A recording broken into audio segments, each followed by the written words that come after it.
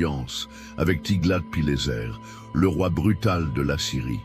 Mais Ésaïe n'avait pas fini. Il fit un pas de plus, le regarda droit dans les yeux et déclara avec une solennité tranchante: « Si vous ne croyez pas, vous ne subsisterez pas. » Ces mots tombèrent comme un marteau sur le cœur du roi. C'était un appel direct à la foi.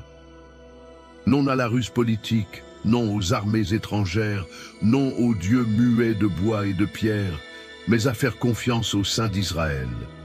Dieu, dans sa patience infinie, alla même jusqu'à offrir un signe extraordinaire pour affermir la foi vacillante du roi. Par la bouche d'Ésaïe, il dit: « Demande pour toi un signe de la part du Seigneur ton Dieu. Demande-le soit dans les profondeurs du séjour des morts, soit dans les hauteurs les plus élevées. » Akaz baissa les yeux. Ses lèvres formèrent une réponse qui paraissait pieuse, mais révélait seulement sa méfiance. « Je ne demanderai rien.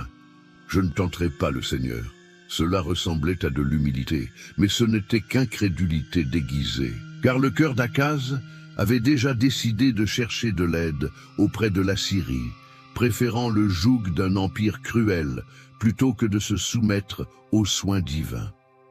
Ésaïe perçut l'hypocrisie et soupira avec tristesse. Il éleva alors la voix, non seulement pour le roi, mais pour toute la maison de David et pour les générations à venir. « Écoutez donc, maison de David.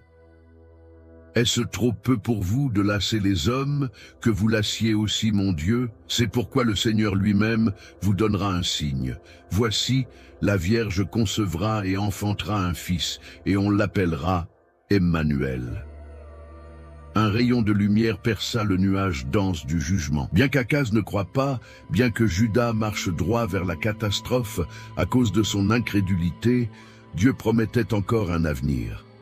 Emmanuel, Dieu avec nous, naîtrait un jour lointain.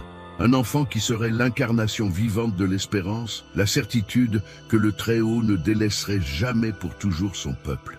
Ésaïe se tut après avoir prononcé la prophétie. Le vent fit doucement flotter son manteau, tandis que son fils se serrait contre lui. Au loin, les murailles de Jérusalem semblaient toujours aussi solides, mais Ésaïe savait que, dans le monde invisible, se menait une bataille bien plus profonde. Une guerre pour la foi, pour le cœur de l'homme, pour le destin éternel de la maison de David. Car la véritable sécurité ne se trouve pas dans les pactes humains, mais dans la confiance aux promesses du Dieu qui règne sur toutes les nations. L'ère de Jérusalem